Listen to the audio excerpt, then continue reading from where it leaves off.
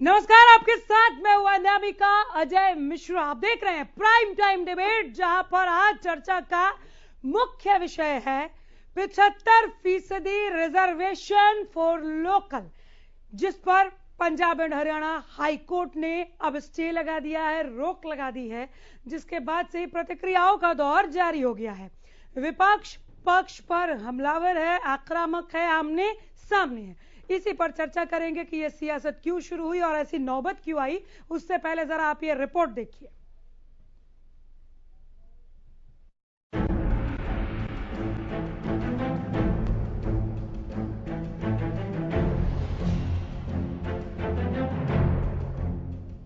Punjab Haryana high court ने हरियाणा निवासियों को प्राइवेट सेक्टर की नौकरियों में 75% आरक्षण के फैसले पर रोक लगा दी है। फरीदाबाद इंडस्ट्री एसोसिएशन ने सरकार के इस आदेश को हाईकोर्ट में चुनौती दी थी। कोर्ट ने सरकार को जवाब दिए जाने के आदेश दिए हैं। याचिका में रोजगार अधिनियम 2020 को रद्द करने की मांग की गई थी। आशंका जताई गई थी कि कानून के लागू होने से इंडस्ट्री का पलायन हो सकता है। ये फैसला योग्यता के साथ अन्याय है। वहीं हाईकोर्ट के फैसले पर सियासत शुरू हो गई है। सीएम मनोहर लाल ने केस को मजबूती से लड़ने की बात कही है। निश्चित रूप से आखिर हरियाणा के युवा के रोजगार के लिए हम लगातार प्रयत्नशील हैं। तो ये जो 75% का जो कानून यानी हाईकोर्ट ने जिसके ऊपर स्टे दिया है, अभी केस वहाँ चलेगा। हम मजबूती से उस केस को लड़ेंगे। और वैसे ऐसा उदाहरण पहले भी है, जब हमने एक बार पढ़ी लिखी पंचायतों का कानून बनाया था, हाईकोर्ट ने उस पर स्टे लगाया था, उसके विपरीत निर्णय भी दिया था। हम सुप्रीम कोर्ट में जाके और उसको अपहेल्ड करा के लाए थे और वो अपहोल्ड हुआ और बाद में वो लागू हुआ। डिप्टी सीएम दुष्यंत चौटाला ने ट्वीट करते हुए कहा कि हरियाणवी युवाओं के रोजगार के अवसर के लिए हम लड़ते रहेंगे। शिक्षा मंत्री कंवरपाल गुर्जर और जेजेपी महासचिव दिग्विजय चौटाला ने भी फैसले के समर्थन में मजबूती से खड़े रहने की बात कही है। हमने जो निर्णय लिया था वो प्रदेश के हित में, और हमारे से पहले भी कुछ प्रदेशों ने इस प्रकार के निर्णय लिए थे। वो सारा का सारा उसको देखते हमने निर्णय लिया। और स्टे का मतलब ये नहीं होता कि कोई खिलाफ फैसला दे दिया कोर्ट ने। कोर्ट ने केवल उसको देखने के लिए कहा। जिसने भी इसमें अपील की तो उसके तर्क भी मान्य कोर्ट सुनेगी और सरकार की भी सुनेगी। ये तो पहले बहुत से ऐसे हैं जो हमने निर्णय लिए जिन पर स्टे हुआ और उसके बाद कोर्ट ने हमारे पक्ष में निर्णय किया। इसको बिल्कुल भी किसी भी तरह से कोई सेटबैक के तौर पे नहीं देखा जाना चाहिए। कोर्ट की कुछ शंकाएं हो सकती हैं और कोई भी मामले में कोर्ट की जब शंका होती है तो उस पर कोर्ट स्टे लगा करके अगली तारीख तय करता है। आज सरकार से रिप्लाई मांगा गया है, सरकार रिप्लाई फाइल करेगी और निश्चित तौर पर ये तो अगली ही तारीख में स्टे वेकेट हो जाएगा। वहीं विपक्ष ने इस मुद्दे पर सरकार को घेरा। कांग्रेस प्रदेश अध्यक्ष कुमारी सैलजा ने ट्वीट कर सरकार पर युवा विरोधी होने का आरोप लगाया और कहा कि सरकार की नीयत में खोट था। कोर्ट में मजबूती से पक्ष नहीं रखा गया। कांग्रेस विधायक किरण चौधरी ने भी सरकार पर युवाओं को गुमराह करने का आरोप लगाया। सरकार का युवकों को 75% रोजगार देना जो है वो जुमला बनकर साबित हो गया है। आज कोर्ट ने जो है उसके ऊपर जो है रोक लगा दी है। और मैं केवल ये पूछना चाहती हूँ कि सरकार ने ऐसा कानून क्यों बनाया जिस कानून के अंदर इतनी खामियां थी कि सरकार जो है उसकी पैरवाई सही तरीके से जो है कोर्ट के सामने नहीं कर पाई। हाईकोर्ट के फैसले पर सियासत जारी है। सरकार को कोर्ट में जवाब देना है। देखना होगा कि कानून पर कोर्ट में लड़ाई कहां तक जाती है। वहीं सियासत से बहुत दूर बेरोजगारी से जूझते प्रदेश के युवा को इंतजार है अपने सुनहरे भविष्य का, कानून पर अंतिम फैसले का। Bureau report, Haryana news.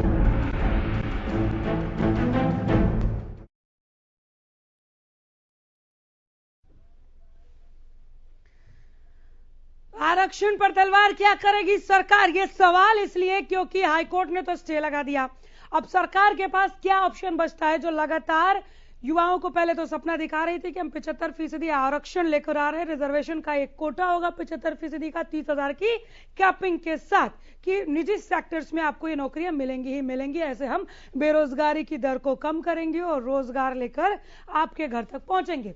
लेकिन अब लोकल रिजर्वेशन पर हाई कोर्ट का हथौड़ा आ गया है, आदेश आ गया है कि स्टे है। भैया आप जवाब दीजिए कि आपने किन नियम कायदों के तहत ये किया है।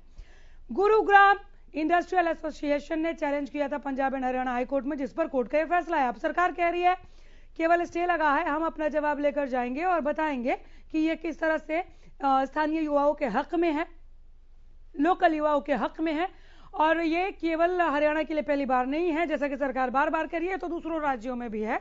तो हमने उसी के तर्ज पर ये किया है, क्योंकि हम अपने युवाओं के रोजगार की लड़ाई लड़ रहे हैं और आगे भी लड़ते रहेंगे। दिग्विजय चौटाला का भी यही बयान, दुष्यंत चौटाला का भी यही बयान, मुख्यमंत्री मनोहर लाल का भी यही बयान लगातार सामने है। लेकिन विपक्ष के निशाने पर अब आ गई है सरकार। विपक्ष ने बिना मौका गवाए इस मुद्दे को कैच कर लिया और कहा है कि ये सरकार की नीयत में खोट का नतीजा है। कानून का मकसद देखिए, बढ़ती बेरोजगारी से निजात मिलेगी स्थानीय युवाओं को, हरियाणवी युवाओं को। स्थानीय युवाओं को नौकरी मिलने में आसानी होगी। बीजेपी जेजेपी का ये चुनावी मुद्दा था। जेजेपी ने कहा था 75% आरक्षण के लिए प्रदेश की तरक्की में सहायक 75% आरक्षण कानून निजी सेक्टर में। गुरुग्राम फरीदाबाद में बाहरी लोगों का दबदबा है। हरियाणा से हो सकता है इंडस्ट्री का पहला पलायन। आइए पैनल से मिलवाते हैं आपको एक एक करके। राजेश गुप्ता है याचिकाकर्ता के तौर पर, स्वागत है। दीपा गहलोत है राजनीतिक विश्लेषक है, सर आपका भी स्वागत करती हूं। रंजिता मेहता प्रवक्ता बीजेपी के तौर पर जुड़ी हैं, रंजिता जी बहुत स्वागत है। खालिद चाल का प्रवक्ता कांग्रेस में, आपका भी स्वागत करती हूं। हरदीप पाडेला हमारे साथ जुड़ गए हैं, प्रवक्ता जेजेपी, सर आपका भी बहुत स्वागत है। और सुखबीर तंवर है प्रवक्ता इनेलो, मैं आपका भी स्वागत करती हूं। शुरुआत करेंगे राजेश गुप्ता आपसे। याचिकाकर्ता है आप, क्या याचिका दायर की गई थी जिस पर यह रोक लगी है? अनामिका जी, जैसा आप जानती हैं कि 75% रिजर्वेशन फॉर लोकल कैंडिडेट की एक क्लॉज इंडस्ट्री के ऊपर थोप दी गई थी, जो कि हमारे संविधान के भी खिलाफ थी। इसको मद्देनज़र रखते हुए और प्रदेश और देश के हित में हमारी इंडस्ट्रियल एसोसिएशन ने, मानेसर इंडस्ट्री वेलफेयर एसोसिएशन ने एक निर्णय लिया कि हम लोग इसके खिलाफ, सरकार के इस फैसले के खिलाफ हाई कोर्ट में जाएंगे। और हमने याचिका वहाँ पर दी कि कॉन्स्टिट्यूशन, जैसा मैंने पिछली बार भी कहा था, कॉन्स्टिट्यूशन 14 हमें इक्वलिटी का राइट देता है और कॉन्स्टिट्यूशन 19 हमारे को किसी भी देश प्रदेश में नौकरी, रहने खाने की हमें हक देता है। उसी को देखते हुए हमने हाई कोर्ट में अपील की थी कि ये फैसले से इंडस्ट्री का पलायन हो सकता है। एंड माननीय उच्च न्यायालय ने हमारी बात को सुना, समझा और फिलहाल उन्होंने इंटरिम स्टे दिया है, जैसा आपने देखा। एंड हमें पूरी उम्मीद है कि संविधान के मुताबिक इसमें स्टे मिलेगा एंड किसी एक प्रदेश के लिए कोई रिजर्वेशन का कानून वो लागू नहीं हो सकता, ये कानून के दायरे में नहीं आता। हालांकि मैं उद्योग की तरफ से, सभी उद्योगपतियों की तरफ से और सभी इंडस्ट्रियल एसोसिएशन की तरफ से ये हरियाणा के युवाओं को, हरियाणा सरकार को, सभी को ये आश्वस्त करना चाहता हूं कि उद्योग किसी भी प्रकार से हरियाणा के युवाओं के अगेंस्ट नहीं है। उद्योग चाहता है कि जो भी, जिसमें भी अच्छा प्रतिभा है, चाहे वो हरियाणा का यूथ है, चाहे वो यूपी का यूथ है, उसे उसके कार्य के, उसकी प्रतिभा के मुताबिक उसे रोजगार दिया जाए। और हम लोग, हरियाणा हमारी कर्म भूमि है सभी उद्योगपतियों की, तो वो कैसे हरियाणा के अगेंस्ट हो सकते हैं? ये सरकार की सोच विचार बिल्कुल गलत है एंड इससे प्रदेश का कभी भी भला नहीं हो सकता कि अगर हम प्रतिस्पर्धा को रोक देंगे तो। रंजिता मेहता, आप क्या करेंगे आप लोग? देखिए, जिस तरीके की दलीलें दी जा रही है एसोसिएशन के द्वारा, मैं उनको नकारती हूँ। 12 से ज्यादा याचिका जो है लगाई गई है इसमें, और टोटल अगर मैं एमएसएमई की बात करती हूँ, हमारे हरियाणा प्रदेश में 50,000 से ज्यादा एमएसएमई है जिसके ऊपर ये कानून लागू किया जा रहा था। जितनी भी एसोसिएशन थी पहले उनसे कंसल्ट किया गया, उनसे बात की गई और उन्होंने जिन जिन चीजों पे एतराज जताया, माननीय मुख्यमंत्री जी ने उनको पहले ही दूर रख के इस कानून को लागू करवाया था। क्योंकि ये डिमांड की जा रही थी कि ईंट भट्टे के ऊपर ज्यादा झारखंड और उड़ीसा के लोग काम करते हैं, तो ईंट और भट्टों को इस कानून से बाहर रखा जाए, हमने किया। उसके बाद मांग आई कि जो कंस्ट्रक्शन कंपनी है उसमें ज्यादा बंगाल के लोग अच्छा काम करते हैं, हमने उन कंपनियों को इससे बाहर रखा। फिर हमने जब 50,000 की कैपिंग लगाई थी, इन्होंने कहा कि 50,000 बहुत ज्यादा है, आप इसको 30,000 सैलरी वाले पे एप्लीकेबल कीजिए, हमने उसको भी मान लिया। उसके बाद उन्होंने कहा जो नई इंडस्ट्रीज लगेंगी उसको इसके ऊपर छूट दी जाए, क्योंकि वो नई इंडस्ट्रीज जब लगती हैं तो शुरुआत में प्रॉफिटेबिलिटी नहीं निकल पाती है, तो सरकार ने उसके ऊपर भी मान्यता दी। उसके बाद उन्होंने कहा जी जो जुर्माना आपने रखा है, जो नई कंपनीज है उस पर जुर्माना की दर जो है वो कम की जाए, हमने उसको भी मान लिया। सभी तमाम मांगों को मानने के बाद इस कानून को लागू किया गया है। और जिस तरीके से ये बात की जा रही है कि जो हरियाणा के युवा हैं उनके अगेंस्ट ये कानून नहीं है या उनके अगेंस्ट ये बात नहीं है। अगर आप याचिका लगा रहे हैं, आप ही का डाटा है, आपकी इंडस्ट्रियल एसोसिएशन का ही डाटा है कि हरियाणा में 70% जो लोग हैं वो हरियाणा के बाहर के लोग काम करते हैं। ये मैं नहीं कहती, ये इंडस्ट्रियल एसोसिएशन का डाटा कहता है। और उसके बाद अगर हरियाणा के युवाओं के लिए उनका भविष्य सुरक्षित रखने के लिए अगर इस कानून को लागू किया गया है, तो मैं ये जानना चाहती हूँ आप जो इंडस्ट्रियल एसोसिएशन है उनको किस बात का एतराज है। और जो आप बार बार ये बात करते हैं कि हाई कोर्ट ने इसके ऊपर स्टे लगा दिया है, रोक लगा दी है, जब भी कोई याचिका लगाई जाती है ये एक नॉर्मल प्रोसेस है। कोर्ट उसके ऊपर स्टे लगाकर उसको सुनवाई करता है कि इसको किस कानूनों के तहत ये लागू किया गया है और इसके अंदर क्या चीजें आएंगी, क्या चीजें नहीं आएंगी। निश्चित तौर से अगली ही जो डेट लगेगी उसके ऊपर ये स्टे हट जाएगा और खालिद चाहल का लागू हो जाएगा। ठीक है, अगली डेट पर क्या होगा उस पर बात करेंगे। खालिद चाहल का। अनामिका, जिस तरह से आज माननीय न्यायालय का फैसला आया, ये न्यायालय का काम करने का एक अपना तरीका है, लेकिन जो प्रदेश की स्थिति बन गई है उसको हमको सबको समझना होगा। इस प्रदेश के अंदर पिछले 7 से 8 सालों में जिस तरह से भाजपा और बीजेपी की सरकार ने सरकारी नौकरियों को बेचा और इस आधार पर बेचा कि उनका जो कमीशन है, भर्ती आयोग है, वहां तक पैसे पकड़े जाते हैं, उस सारे के सारे कर्मकांड को दबाने के लिए इन्होंने एक जो हमारा उद्योग जगत है, बिना उसको विश्वास में लिए, बिना उनसे कोई मशवरा किए, बिना उससे कोई प्लानिंग किए, उन्होंने अपना क्या किया, अपना फैसला उठाकर ऊपर से थोपने की कोशिश की। मैं समझता हूं कि इससे बहुत बड़ा नुकसान हुआ है और नुकसान ये हुआ है कि आप हरियाणा के युवाओं को सर्टिफाइड बेरोजगार बनाने का षड्यंत्र रच चुके हैं। रंजीता जी कुछ कह रही है। सुनिए, नहीं कुछ नहीं कह रही है, वो उनकी आदत है। नहीं, रंजीता जी कुछ कह रही है। रंजीता जी, कहीं कोई आपत्ति है आपको? बिल्कुल आपत्ति है। क्या? झूठ बोल रहे हैं। हुड्डा, तो भूपेंद्र सिंह हुड्डा पूर्व सीएम कांग्रेस की हुआ करते थे, वो तो ये कहते थे कि हमने 75% नहीं, हमने 90% युवाओं के ऊपर ये लागू कर रखा है। चलिए ठीक है, ठीक है, अभी बारी उनकी है। हो गया अपनी बारी में, अपनी बारी में रुक जाइए। ठीक है, हो गया मैम, हो गया। चलिए खालिद चाहल का जल्दी कंप्लीट करें। हाँ, बड़ी अच्छे से आपको चीजें याद है। मैं समझता हूँ कि ये कानून 1-2 प्रदेशों में और करता है, लेकिन उन प्रदेशों की स्थिति क्या है? अगर हम ऐसा कहते थे तो हम यकीनन, अगर हम ऐसा कहते हैं और कहते थे तो हम यकीनन प्रदेश के उद्योग जगत को भरोसे में लेते और प्रदेश के युवाओं को इस काबिल बनाते। इस प्रजा का जहां तक मामला होता कौशल को लेकर, उसकी काबिलियत को लेकर, तो हमारे प्रदेश के युवा, जिस तरह से प्रदेश भी 1 नंबर पे हरियाणा था, प्रदेश का युवा भी 1 नंबर पे होता। लेकिन आपने किया क्या? आपने उल्टे किए, षड्यंत्र आपने किए। इस प्रदेश के अंदर आपने 7 से 8 सालों में देखा क्या? आपने देखा इस प्रदेश के किसानों को, आप 700-800 किसानों को आप पूरा षड्यंत्र करके मरवा देते हैं। उनकी आज तक माननीय प्रधानमंत्री, देश के प्रधानमंत्री और मौजूदा पार्टी की सरकार के प्रधानमंत्री वादा करते हैं कि उन सभी मुकदमों को वापस ले लिया जाएगा, लेकिन हरियाणा में उनके ऊपर कोई काम नहीं होता है। ये आपका षड्यंत्र है, आपके खिलाफ उनसे षड्यंत्र करते हैं। युवाओं को आप सर्टिफाइड बेरोजगार बनाने के मूड में है कि अब ना युवा मांगेंगे, आप कहेंगे मामला कोर्ट में है। लेकिन ये जो षड्यंत्र है किसी भी कीमत पर, आप क्या चाहते हैं?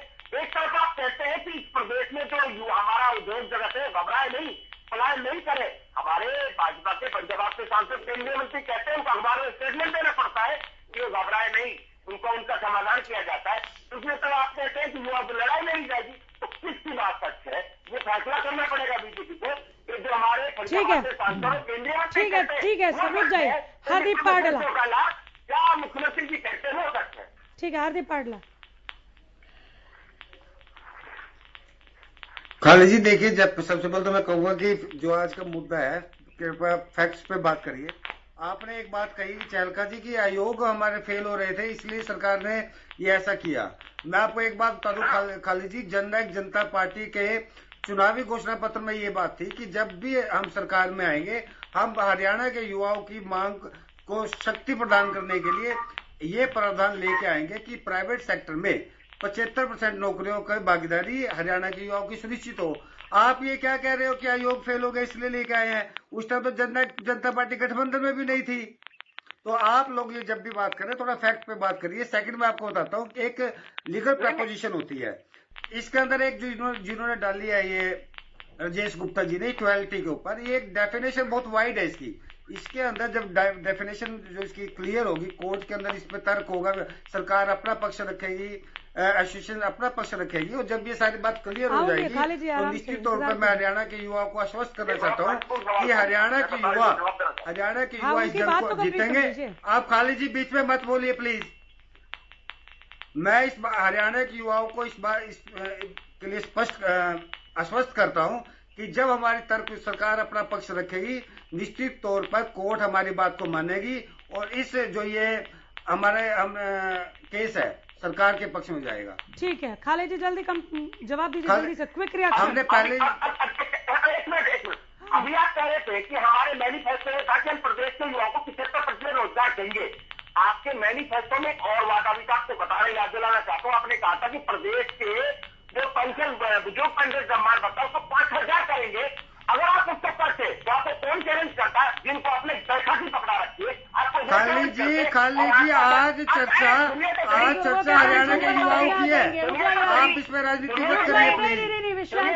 आज जो हम बात कर रहे हैं, जिस चीज के लिए हम एकत्र हुए हैं, नहीं मैनिफेस्टो की बात हो रही है। मैनिफेस्टो अगर ये हरियाणा के युवाओं की बात हो रही है, बात हो रही है। रुक जाइए प्लीज। अगर आप खाली जी आप मुझे बात कहिए, सर मैनिफेस्टो की बात नहीं हो रही, रुक जाइए क्यों खुश हो रहे हो? रुक जाइए खाली जी, बाद में छोटा सा रिएक्शन था, अपनी बारी में जवाब ले लीजिएगा। रुक जाइए। अगर कोर्ट ने स्टे किया है, आप लोगों के चेहरे क्यों इतने चमके हुए हैं? आप तो राजनीति करना चाहते हो, हरियाणा के युवाओं से आपको कोई लेना देना नहीं है। हमारे चेहरे क्यों नहीं उतरेंगे? नहीं, आपको सीरियस राजनीति नहीं करते आप लोग। नंबर 1 बनाया है कांग्रेस पार्टी ने, प्रदेश को नंबर 1 प्रदेश बनाया था। हमारे चेहरे क्यों उतरे हुए हैं? कांग्रेस पार्टी ने प्रदेश को नंबर 1 बनाया घोटाले के अंदर। इतने घोटाले कांग्रेस के अंदर हुए हैं, कांग्रेस के सामने घोटालों की सरकार एकदम शांत हो जाइए दोनों। खाली जी एकदम शांत, एकदम शांत। अरे सर 1 मिनट आप ही को देते रहते, 5 मिनट हो गए। रुक जाइए, एकदम रुक जाइए। सुखबीर तंवर, बारी बारी से बात कीजिए ना, ऐसे क्या झगड़ा करने बैठे क्या हम यहाँ पर? बहुत अहम मुद्दे पर हम बात कर रहे हैं, बहुत अहम मुद्दे पर बात कर रहे हैं। सुखबीर तंवर। अनामिका जी, मैं वही चाहता हूँ कि ये डिबेट जिस मुद्दे पे उसी पे की जाए। उसी पे हो रही है सर, लेकिन पूछा तो जाएगा ना। आप ही ने कहा था ना 5,000 का, तो एक सवाल ले लिया, अपनी बारी में एक छोटा सा जवाब दे दीजिएगा। इसमें क्या हो गया? 5 मिनट इसको नहीं दे सकते। सुखबीर तंवर, आवाज मिल रही है तो तुरंत आपकी प्रतिक्रिया चाहूंगी मैं। तंवर साहब।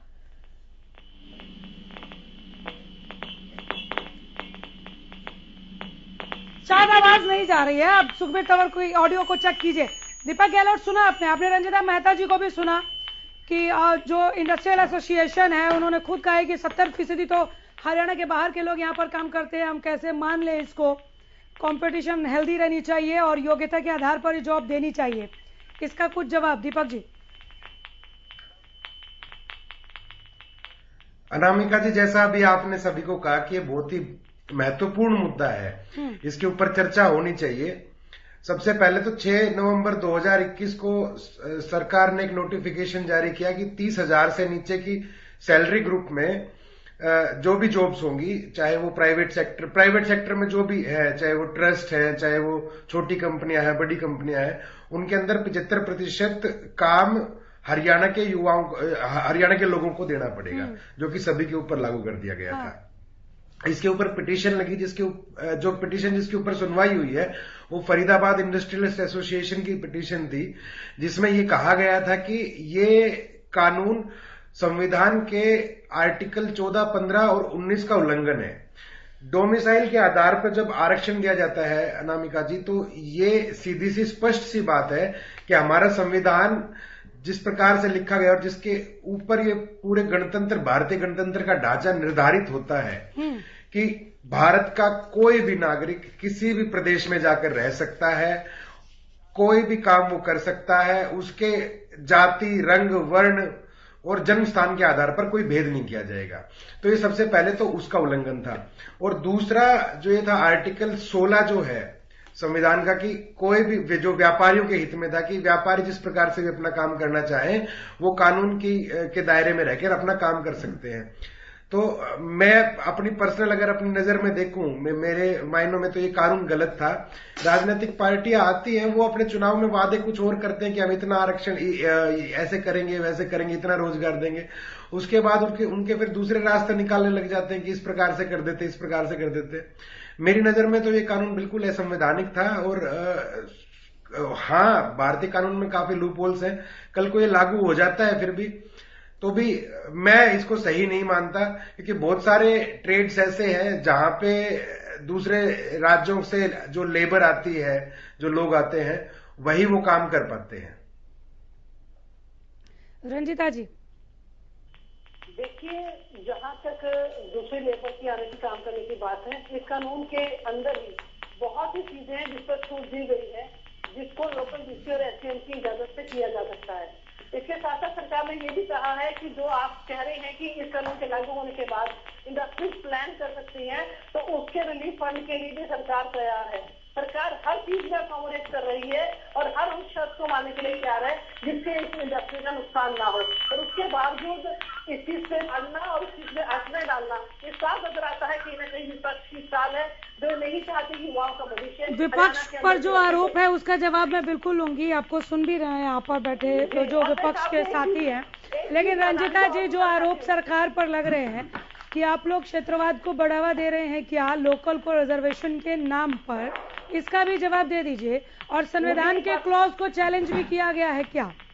मुझे एक बात का जवाब दीजिए, क्षेत्रवाद तब होता जब हम हुड्डा सरकार की तरह सिर्फ लोकल के लोगों को नौकरियां देते। आज जो आज माननीय मुख्यमंत्री जी की सरकार है, वो हर किसी का साथ और हर किसी के विकास की बात करती है और पक्षी के अंतिम व्यक्ति तक उस फायदे को बताने की कोशिश करती है जो इसका हकदार है। अगर ये वाकई जुमला होता और वाकई इसमें कुछ खामियां होती, तो झारखंड की सरकार एज इट हरियाणा की इस कानून के लागू होने के बाद इसको वहां पर लागू ना करती। वहां पर मैं पूछना चाहती हूँ खालिद साहब से,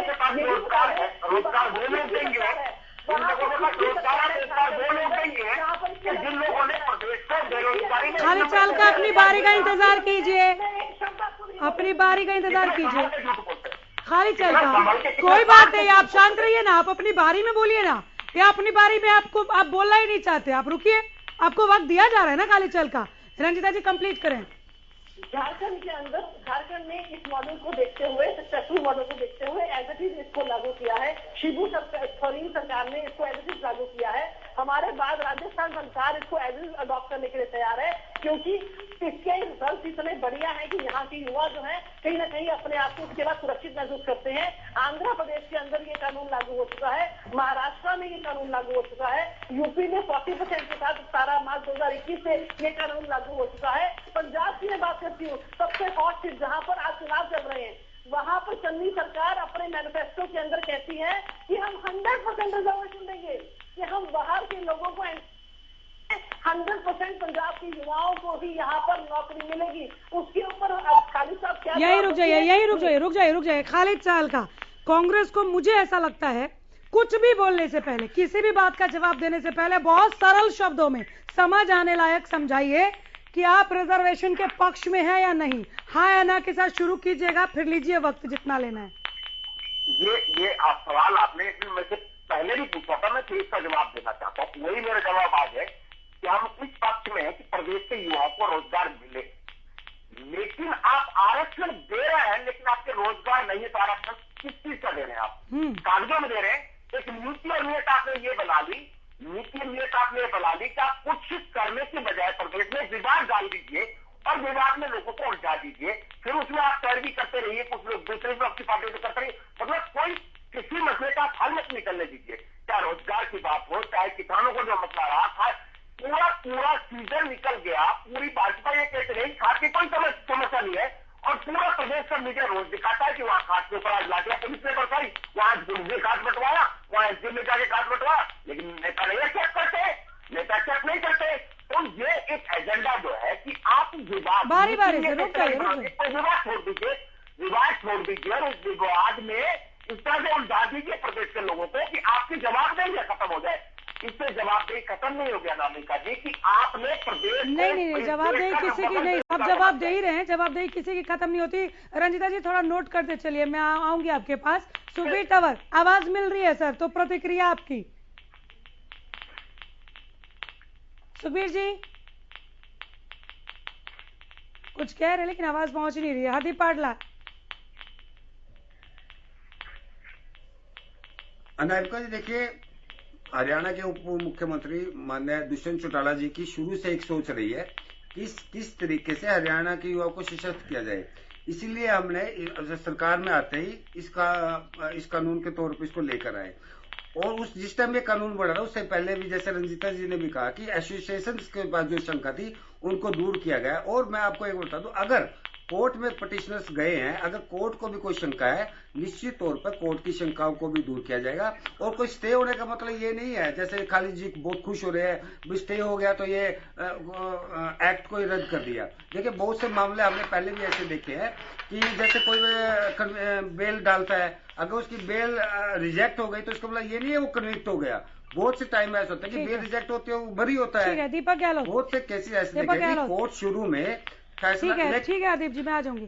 दीपक गहलोत, मुझे आज भी याद है मुख्यमंत्री मनोहर लाल ने जब ये बात कही थी, जब कोरोना के फर्स्ट वेव में मजदूर वापस जाने लगे थे, जो भी पलायन करके आए थे अपने अपने राज्यों से, वो लोग वापस लौटने लगे थे। ज्यादातर अगर बात करें औसतन बात करें तो 100 में से 80-85 लोग वापस लौटने लगे थे।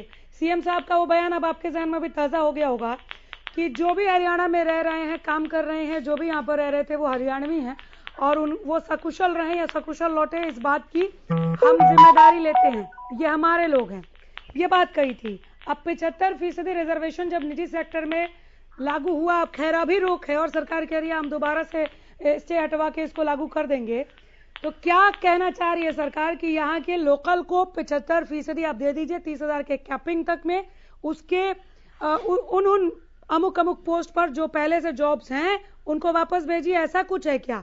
या जो लोग ऑलरेडी काम कर रहे हैं वो काम करते रहेंगे? आऊंगी रंजिता जी, आऊंगी। क्लियर, मैं तो क्लियर करना चाहती हूँ। हाँ अनामिका जी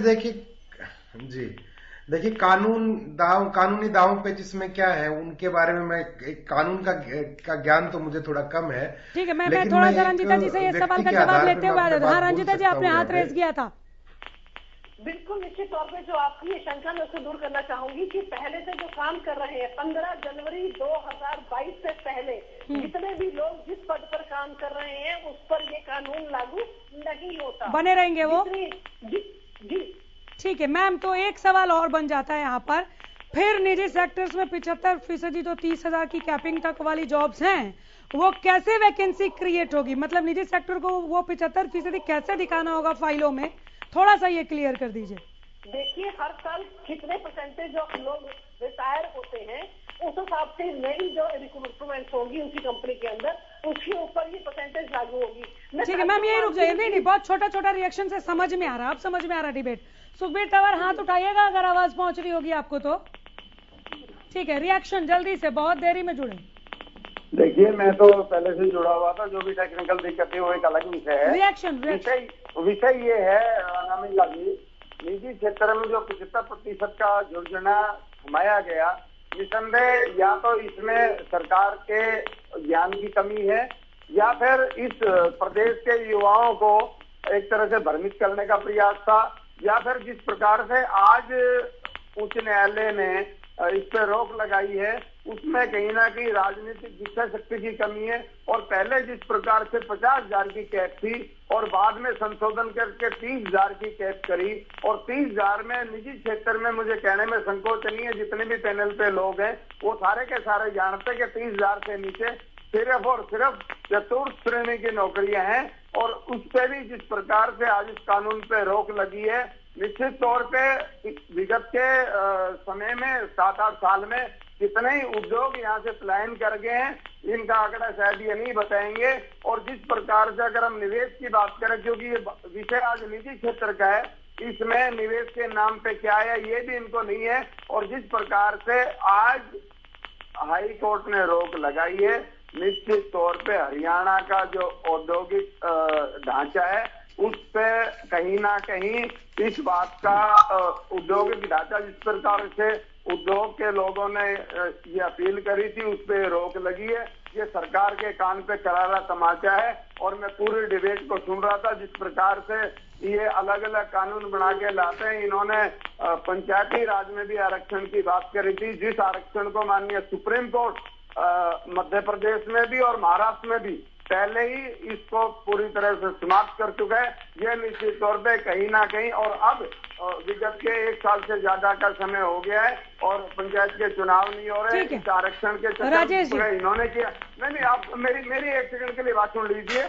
और जिस प्रकार से उच्च न्यायालय ने सितंबर की डेट दी है, क्या 2-2 साल तक भी पंचायती राज का सिस्टम बहाल नहीं होगा, और अतीत में भी 1 साल से ज्यादा इन्होंने किया है। निश्चित तौर पे ये कानून के या तो इनको जानकारी नहीं है या जिस प्रकार के विषय लेके आते हैं, आज इनको स्वयं को सोचने की बात है कि क्यों बार बार कानून और उच्च न्यायालय। क्या सरकार को कानून की जानकारी नहीं है? नोट कर लीजिएगा रंजीता जी। आ जाऊंगी जरा राजेश गुप्ता जी के पास होते हुए आती हूँ। राजेश जी, मेन प्रॉब्लम जो है आपकी याचिका को लेकर कि संविधान के अनुच्छेद का उल्लंघन है, आपको जिन कानूनों के तहत व्यापार करने की अनुमति है ये उसका भी उल्लंघन है, यही है मेन रीजन? या क्या मेन कहाँ पे पेच कहाँ फंस रहा है? क्योंकि रंजीता जी जो कह रही है, सरकार का जो कहना है 75% आरक्षण को लेकर, वो ये कि जो नई नौकरियां आपके यहाँ, जो नई वैकेंसीज निकलेंगी उसमें आपको 75% आरक्षण देना है। जो आपके कारीगर ऑलरेडी काम कर रहे हैं, जिन पर आपका भरोसा है, जो आपको काम निकाल कर दे रहे हैं, जिनकी वजह से आप मुनाफा कमा रहे हैं, वो रहेंगे, उन्हें हटाने के लिए नहीं कहा गया है। तो ये पेच फंस कहाँ रहा है, वो मुझे समझाइए। अनामिका जी, सबसे पहले तो मैं एक बात इस सारी डिबेट में नहीं समझ पा रहा, हमारे सरकार इतना खुश क्यों है कि इस पे हम सुप्रीम कोर्ट जाएंगे? किसे हम हराना चाहते हैं, किसे हम जिताना चाहते हैं? क्या उद्योग हमारे प्रदेश का नहीं है? दोनों ही हमारे प्रदेश के हैं, तो हम हराना किसे चाहते हैं? ये दोनों की हार होगी, इसमें किसी की जीत नहीं है, किसी की हार नहीं है, दोनों की ही हार है इसके अंदर। दूसरा, रंजीता जी ने जैसा कहा कि हमारे, या इन्होंने डाटा निकाला कि 30% युवा जो हैं वो हरियाणा के और 70% बाहर के हैं, ये हमारी याचिका में कहा गया है। तो मैं रंजीता जी को और सरकार को ये कहना चाहूँगा कि 30% हमारा युवा, इट मीन्स हम 70% को चाहते हैं, तो हम उद्योग को बढ़ा क्यों नहीं देते कि वहाँ पर हमारा डाटा 70% चला जाए? हमारे 70% युवा अगर बेरोजगार हैं तो हम उद्योग को बढ़ावा दें, कुछ इंसेंटिव दें, जीएसटी के अंदर ज़मीनें सस्ती दें, जिससे कि और उद्योग यहाँ पर आए और लोगों को रोजगार मिले। तो हम ऐसा क्यों नहीं करते? दूसरा, रंजीता जी ने कहा कि सरकार हर बात मान रही है व्यापारी की, उद्योग की, और सभी शर्तों को मानने को मंजूर है। तो मैं रंजीता जी को और सरकार से ये कहना चाहूँगा कि आप इसके किस युवा को नौकरी देना है, उसका राइट, उसको पास करने का राइट उद्योगपति को खुद को क्यों नहीं देते? क्यों वो किसी सरकारी अफसर या किसी सरकारी बाबू के ऑफिस में चक्कर लगाए और वो ऑफिसर उसको हरास करके उससे पैसा वसूली करे? क्या ये करप्शन को बढ़ावा देना नहीं है? अब मैं आपको इसमें एक चीज बताता हूं कि जो एक अंदेशा हमारा ये भी है, कल को क्या होगा कि अधिकारी लोग प्लेसमेंट एजेंसियों से मिल जाएंगे, वो अपने आदमी रिकमेंड करेंगे कि हमारा आदमी आप इसे नौकरी पे रखो, नहीं तो हम आपको परमिशन नहीं देते, जो व्यक्ति आप चाहते हो हम उसे रखें। या फिर उसकी जो प्लेसमेंट एजेंसीज अपनी मर्जी के रेट से आदमी रखेंगी और पैसे लेंगी। तो और क्या इससे करप्शन को बढ़ावा नहीं मिलेगा? इससे बाकायदा करप्शन को बढ़ावा मिलेगा। रंजीता जी, जवाब दीपक जी आपके पास आ रहे हो, सुनिएगा। जी जी जी जी जी रंजीता जी, रंजीता जी की आवाज पहुंच नहीं रही है, थोड़ा आवाज उठाएं। क्या आपको मेरी आवाज आ रही है? आ रही है मैम, बोलिए। जी, सबसे पहले मैं बात करना चाहूंगी, सीएलपी लीडर पहले रही हैं जो किरण चौधरी, इतनी वरिष्ठ नेता होने के बावजूद जिस तरीके की उन्होंने आज इसके ऊपर बयानबाजी की, मुझे हंसी भी आई और हैरानी भी हुई कि इतनी वरिष्ठ नेता इतनी गैर जिम्मेदाराना बयान कैसे दे सकती है।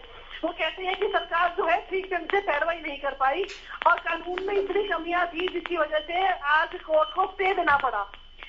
लीगल प्रोसेस क्या किरण चौधरी मैडम नहीं जानती या उनको नहीं पता कि पैरवाई तो तब होगी जब इसके ऊपर डेट नेक्स्ट लगेगी? अभी तो सिर्फ स्टे लगाकर और सरकार से जवाब मांगा गया है और उससे पहले ही रिजल्ट निकाल रही है कि इसमें कमियां है, इसकी वजह से इसके ऊपर स्टे लगाया गया है। और दूसरी बात जो अभी आप कह रहे थे इंडियन नेशनल लोकदल वाले, इनसे पूछिए नाच न जाने आंगन टेढ़ा, ये नौकरियां और पारदर्शिता की बात करते हैं। जिनके अपने पूर्वज नौकरियों में धांधली की वजह से तमाम उम्र अपनी जो है जिंदगी की वो जेलों में काट रहे हैं। आज जिस तरीके की ये बात करते हैं, जिस तरीके से अभी बात कर रहे थे कि हमें कानूनी जानकारी नहीं है, कानून की सभी जानकारियों के बाद ही इस कानून को लागू किया गया है। और जहां तक इंडस्ट्रीज की जो डिमांड थी, एक एक डिमांड को हमने बकायदा माना है। और इसके अंदर ये सुखबीर जी आ जाओगे, रुक जाइए। एसडीएम और डीसी की परमिशन से अगर किसी तरीके की भी एक कंपनी को, एक इंडस्ट्री को प्रॉब्लम आती है तो उसको सॉल्व करने के लिए, उसमें छूट देने के लिए सरकार तैयार है। सरकार हर उस तमाम क्राइटेरिया को मानने के लिए तैयार है जिससे कि यहाँ की इंडस्ट्रीज को बढ़ावा मिले। सरकार वो हर कदम उठाने के लिए तैयार है जिससे यहाँ की इंडस्ट्रीज, यहाँ के युवाओं को न केवल एडजस्ट करे बल्कि यहाँ के टैलेंट, जो आजकल हमारा मेन प्रायोरिटी है कि बच्चों में, हरियाणा के युवाओं में ऐसी कोई कमी नहीं है जो पूर्ववर्ती सरकारों ने आज तक उनके बारे में नहीं सोचा। आज जो डोमिसाइल है उसको भी हमने घटाकर 5 ईयर्स कर दिया है। एप्लीकेंट अपने परिवार पहचान पत्र के साथ, पूरी डिटेल के साथ यहाँ पर अप्लाई करेगा और अपनी पूरी परिवार का वेरवा देगा कि परिवार में कौन लोग कितनी इंडस्ट्रीज में काम कर रहे हैं, उनकी कितना सैलरी पैकेज है और किस तरीके से उनके परिवार को इस इनकम की जरूरत है। और जितनी भी फ्यूचर हायरिंग होंगी ये उनके ऊपर लागू होता है, ना कि जो पहले रिक्रूटमेंट हो चुकी है उसके ऊपर। 15 जनवरी 2022 से पहले जो आप रिक्रूटमेंट कर चुके हैं उसके ऊपर ये लागू नहीं होता। इसलिए किसी को भी अपने फ्यूचर की, अपनी जॉब की सुरक्षा की टेंशन लेने की जरूरत नहीं है। दीपक जी मैम, अभी मैं एक बात कहना चाहूंगा। राजेश जी, आप एक तो इतना भी विक्टिम कार्ड मत खेलिए कि हमें अधिकार है कि हम किसको, वो ठीक है अधिकार है, और ये मत कहिए कि सरकारी बाबू कोई आके आपको बताएगा कि मेंटेन होते हैं ईपीएफ के और इसके जो ईएसआईसी के, उनके आधार पर तय होता है कि आपका जो डोमिसाइल है वो कहां का लगा रहे हैं आप किसी को भी लीजिए, उसमें सरकार को कोई लेना देना नहीं है। बस ये है कि 75% जो है उनका डोमिसाइल हरियाणा का होना चाहिए और 25% आप बाहर के ले सकते हैं। और रंजिता जी, आप थोड़ा सा आप भी थोड़ा सा देखिए कि जिसने कानून लागू किया है उनके पिताजी भी जेल काट रहे हैं, इसमें तो कोई बड़ी बात नहीं है। अच्छा अनामिका जी, जो मेरे मुख्य मुद्दा जो मेरी तरफ से है आज का, वो ये है कि थोड़े दिन पहले महाराष्ट्र में एक व्यक्ति राज ठाकरे, उसने एक अपनी पार्टी बनाई महाराष्ट्र नवनिर्माण सेना। उनका पहला उद्देश्य ही ये था और उनका पहला मोटिव ही ये था कि महाराष्ट्र के मन से महाराष्ट्र के लोगों को ही यहाँ पे रोजगार दिया जाए, और वो भी वो इससे भी कम रोजगार की मांग कर रहे थे। आई थिंक 60% के आसपास। जब ये चीजें चुनाव से पहले जब ये कही जाती हैं तो बवाल दूसरे प्रकार का होता है। जब ये चीजें चुनाव के बाद एक कानून बनाकर लागू कर दी जाती है तो वो बवाल नहीं हो पाते। महाराष्ट्र में क्या हुआ था मैम, वहां से हरियाणा के जब वो अगर ऐसा कानून वहां पे लागू होता तो हरियाणा के कितने लोगों को वहां से उठकर यहाँ पे आना पड़ता, वापस आना पड़ता? किसी ने इस बात के ऊपर सोचा नहीं। ये चीजें भारत के संवैधानिक ढांचे को आघात पहुंचाती है। मेरा ऐसा मानना है कि जब ये एक देश है, आप किसी भी राज्य में जा सकते हैं, वहां पे रह सकते हैं, आपको सारे अधिकार मिलेंगे, वहां की सारी सुविधाएं, सरकारी सुविधाएं मिलेंगी। तो इस तरीके से नहीं होना चाहिए कि 75% हरियाणा वालों को, मुंबई ने जब हरियाणा के लोगों नहीं क्या कौन गुमराह करने की कोशिश कर रहा है? मैम एक बार रिपीट कर दीजिए, आवाज आई नहीं। अनामिका जी, मैं ये कहना चाहती हूँ, अभी ये कह रही हैं कि अगर महाराष्ट्र गवर्नमेंट इसको लागू कर देती तो हरियाणा के कितने लोगों को घर वापसी करनी पड़ती। मैं बार बार इस बात को लेकर लागू कर रही हूँ कि जो हरियाणा में कानून लागू हुआ है वो फ्यूचर रिक्रूटमेंट के ऊपर है। जो लोग ऑलरेडी काम कर रहे हैं वहां पर, फ्यूचर में अगर वो लोग अपनी वहां पर नियुक्ति करते हैं तो सेम हरियाणा को भी है। चलिए ठीक है, हो गया, क्लियर हो गया, क्लियर हो गया। दीपक जी आगे बात बढ़ाइए। रंजिता जी सुनिए, अब बात आप बात सुनिए। रंजिता जी, माइक्रो लेवल पे जाइए आप। जो लोग ना वहां पे जाके बसे हुए ना और जो रोजगार वहां पे ढूंढ रहे हैं, ठीक है, वो रिटायर जब होगा तो उसके बच्चे को वहां पे नौकरी नहीं मिलेगी महाराष्ट्र से, उनको वापस अपने यहाँ पे वापस आना पड़ेगा। क्या बात कर रहे हैं आप? अगर कोई बिहार का व्यक्ति यहाँ पे आके अपने परिवार के साथ रह रहा है, यहाँ पे नौकरी कर रहा है, उसकी रिटायरमेंट होगी तो उसके बच्चों को कहां से नौकरी मिल जाएगी? वो उनको नौकरी नहीं मिलेगी तो वो कैसे यहाँ पे जीवन यापन करेंगे? उनको वापस नहीं जाना पड़ेगा क्या बात कर रहे हैं आप? नहीं, ये तो कोई सवाल नहीं हुआ। नहीं, बिल्कुल नहीं। चिंता सबकी कीजिए ना, चिंता सबकी कीजिए। ये फिर वही वाली बात हो गई कि अगर हम केवल रोहतक की बात करते तो क्षेत्रवाद होता। नहीं, पूरे भारतवासी की चिंता है। दीपक जी को जिलों के आधार पर भी आरक्षण लागू कर दीजिए ना मैम। हाँ दीपक जी, पूरा कीजिए आप। फिर उसके बाद जिलों के आधार पे आरक्षण तय कर दीजिए। उसके बाद कहना जिस गांव के रकबे में इंडस्ट्री लगी है उसके आधार पे तय कर दीजिए कि जिस गांव के रकबे में लगी उस गांव के 75% लोगों को लीजिए। ऐसे कहां तक जाएंगे मैम? किस लेवल तक जाएंगे हम? फिर गलियों पे आ जाएंगे। ये भारत एक देश है, यहाँ के हर नागरिक को किसी भी जाना पड़ेगा। हरियाणा की सरकार जाएगी, हरियाणा के मुख्यमंत्री खट्टर साहब इस बात के लिए अगर दूसरे राज्यों ने ये लागू कर दिया ना मैम, रंजिता जी सुनिए, दूसरे राज्यों ने यही लागू कर दिया ना तो आपके हरियाणा के युवा वहां से उठ के आएंगे, फिर उनके भविष्य को कहां देखेंगे? अगर सरकार को लग रहा है ये बहुत अच्छी पहल है तो मुस्कुराते हुए जवाब दीजिए। आप कह रहे हैं कि मुश्किल में है लेकिन हम निकल जाएंगे इससे और वापस लागू कर देंगे। अच्छी पहल है तो खुश होकर जवाब दीजिए ना, फिर गुस्सा आने की जरूरत ही नहीं है। सुन लीजिए जरा दीपक जी क्या रहा है, फिर मैं सुखबीर जी के पास जाऊंगी, फिर लौट कर आऊंगी। दीपक जी। मैम मैं सिर्फ ये कह रहा हूं रंजिता जी, आप इस बात को समझिए। आप हरियाणा के युवाओं की बात कर रहे हैं, हरियाणा के युवाओं की बात कर रहे हैं। मैं आपकी बात को समझ गया, आपका वोट बैंक है, आपको चाहिए। आप एक बात बताइए, अगर दूसरे सभी राज्यों ने इस प्रकार से लागू कर दिया तो इस देश का अंत में किस प्रकार का ढांचा बनेगा? आप समझ रहे हैं? आप मेरे को एक छोटी सी बात बता दीजिए, हरियाणा के युवाओं से आप बादली के भट्ठों पे ईंटें पथवा के दिखवा दीजिए। 80% 75% वहां हरियाणा की लेबर लगवा के दिखाइए ना। सारे यूपी बिहार से आती है। यहां पे इस देश का ढांचा, इस देश की ज्योग्राफी इस प्रकार की है कि बहुत सारे राज्यों के लोगों में अलग अलग स्किल सेट होता है, वो वहां पे आके काम करते हैं और वो उस से करते हैं। और अगर हरियाणा के युवाओं की जो दूसरे राज्यों में हरियाणा के युवा बैठे हैं, उन्होंने जब लागू कर दिया तो वो वापस आएंगे, तब आप क्या करेंगे? हरियाणा के युवा के भविष्य की सब कुछ कहना चाहते हैं। अगर किसी कंट्रीज में कोई स्पेसिफिक लेवल चाहिए, कौन हरियाणा कमाल कर रहे हैं आप? एक सेकंड रुकिए रंजिता जी सुनिए, मुझे लगता है दीपक जी जो ये पूछना चाह रहे हैं कि इस वक्त आपका ये फैसला अभी आज के युवाओं के लिए प्रैक्टिकल नजर आ रहा है, लेकिन हर स्टेट अगर इसी तरह से कहने लगा है कि फ्यूचर में आप जो वैकेंसी निकालिए उसे 75% या कितना भी % जो स्टेट गवर्नमेंट तय करे उसे रिजर्व कर दीजिए स्थानीय युवाओं के लिए।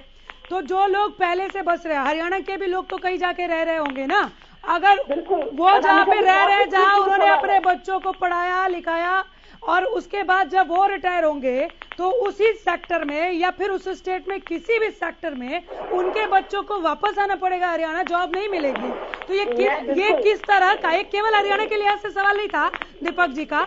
अगर हर स्टेट ऐसा करने लगे तो हर एक राज्यों में जो अगली पीढ़ी होगी जॉब के लिए, जो रिटायरमेंट के बाद की होगी, हो सकता है वो 6-8 महीने 10 महीने 1 साल बाद भी खड़ी हो जाए जॉब के लिए, उनको इतनी दिक्कतें पेश आएंगी, फिर वो कैसे, मतलब वो कैसे आप लोग मैनेज करेंगे? ढांचा कैसा बनेगा? सवाल किया, बहुत अच्छा सवाल किया, मुझे जवाब देने दीजिए। मैं आपको यही बताना चाहती हूँ कि जो डोमिसाइल की अवधि है वो हरियाणा सरकार ने सिर्फ 5 साल की रखी है। अगर कोई इंसान पिछले 10 साल से किसी भी स्टेट में काम कर रहा है, हरियाणा स्टेट में काम कर रहा है, तो हम उसको हरियाणवी मानते हैं, हम उसको बिहार का या कहीं और का नहीं मानते। नंबर 2, जितने भी यहाँ पे स्किल इंडस्ट्रीज हैं जहाँ पर एक स्पेसिफिक लेबर की जरूरत है, चाहे वो ईंट के भट्टे हैं, चाहे वो पंजाब की लेबर है जो कि यहाँ पर कंस्ट्रक्शन के काम में सबसे बेहतरीन काम करती है, तो उस हर चीज में हमने वो छूट दी है और हमने ये प्रावधान रखा है कि अगर आपकी इंडस्ट्री के अंदर स्पेसिफिक लेबर आपको चाहिए तो वहाँ के लोकल एसडीएम और डीसी को आप अपनी गुजारिश करके परमिशन लेकर उस लेबर को हायर कर सकते हैं।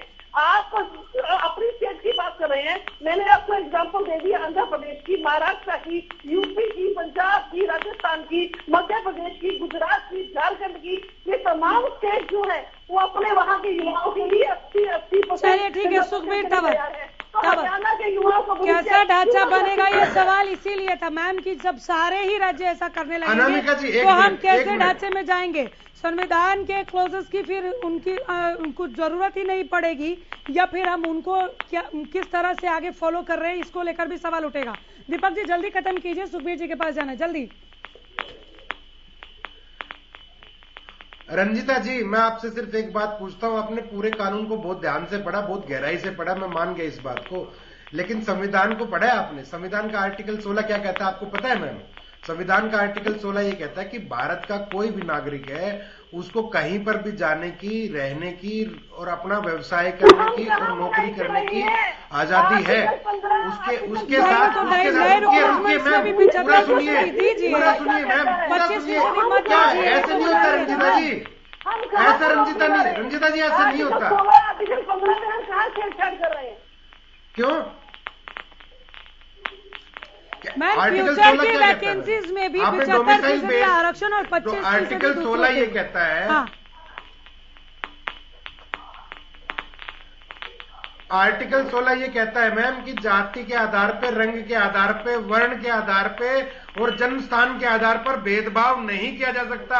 इसमें जन्म स्थान को आप कोटेशन में लीजिए, जन्म स्थान के आधार पर आप भेदभाव नहीं कर सकते। ये इस प्रकार के कानून अगर दूसरे राज्यों ने भी लागू किए हैं तो मैं उनके खिलाफ जवाब ले लूंगी। सुखबीर तंवर, अनामिका जी इस प्रकार से ये बात कर रहे हैं, अवसर नहीं दे रहे हैं, और चलो खैर कोई बात नहीं। मैं रंजीता जी से पूछना ये चाहता हूँ, ये बार बार जिस प्रकार से बात करती हैं, खैर ये आज भारतीय जनता पार्टी में, पहले भी पार्टी में से मुझे उससे कोई इशू नहीं है। सिर्फ ये बता दें कि जो व्यक्ति कैमरे के सामने रिश्वत लेते पकड़ा गया था, भारतीय जनता पार्टी का राष्ट्रीय अध्यक्ष बंगारू लक्ष्मण, उसको भी सजा हुई थी कि कुछ भी बोलने से पहले कृपा करके बंगारू लक्ष्मण को जरूर याद रखें। रंजीता मेहता जी से निवेदन है। और जिस प्रकार से ये तथ्यों की बात हो रही है, संविधान की बात हो रही है, और इस देश की जो व्यवस्था उसकी बात हो रही है, और उन्हीं के दृष्टिगत जिस प्रकार से हाई कोर्ट ने इसको अभी रोक लगाई है, अब भविष्य में क्या होगा ये तो अलग बात है, लेकिन जिस प्रकार से भारतीय जनता पार्टी का विगत के 7-8 साल का विषय रहा है, इनके तो बहुत सिर्फ स्तर पर जिस प्रकार के झूठ बोले गए हैं, जिस प्रकार से देश को प्रभावित करने का प्रयास किया गया है, क्या 15 लाख की बात कोई भूल सकता है? हर वर्ष 2 करोड़ के रोजगार की बात कोई भूल सकता है? पहली कलम से स्वामीनाथन आयोग की रिपोर्ट को लागू करने की कोई बात भूल सकता है? 2016 में किया गया वादा के 2022 में आरक्षण पर आ जाइए सर, प्रभु आरक्षण पर आ जाइए, आरक्षण पर आ जाइए प्लीज। अरे तंवर साहब, आप पता नहीं बात आरक्षण पे आ जाइए। नहीं, ऐसे तो पूरे मैनिफेस्टो के एक पॉइंट पर जवाब लेने की है। ठीक है, आप आरक्षण पे आइए। ठीक है, आप दूसरे की तरफ उंगली करके, इसका मतलब ये नहीं है कि आप बहुत स्वच्छ है। इस देश और प्रदेश की जनता सब जानती है कि जिस प्रकार से भारतीय जनता पार्टी सिर्फ जातिवाद की राजनीति करती है, सिर्फ धर्मवाद की राजनीति करती है। हरदीप पाटला जवाब दीजिए। हो गया, तंवर साहब रुक जाइए। हरदीप पाटला क्या कह रहे हैं आप? नहीं, तंवर साहब क्या कह रहे थे आप? हरदीप जी जवाब दीजिए, तुरंत दीजिए सर, ऐसे सुनते रहेंगे तो फिर निकल जाएगा 10 मिनट। जवाब दीजिए, जवाब दीजिए। देखिए, सरकार ने कानून बनाने, अब जो फैसला होना है, कोर्ट ने लीगल एस्पेक्ट देखने हैं। इनेलो के कहने से, खालिद जी के कहने से नहीं होना। अब ये मामला तो लीगल एस्पेक्ट सरकार ने नहीं देखे थे क्या? सर रुकिए। कुमारी शैलजा ने सवाल पूछा है। 1 सेकंड, तंवर साहब रुक जाइए। हरदीप पाटला,